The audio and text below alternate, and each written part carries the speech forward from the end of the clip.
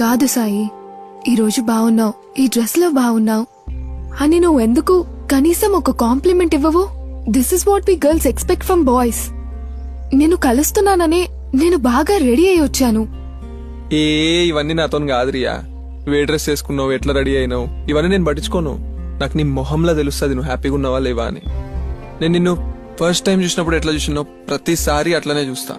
నేను చూసిందంతా చేంజ్ అవుతుందేమో, కానీ ప్రతిసారి నా లుక్ ఫస్ట్ టైం చూసినట్టే ఉంటది.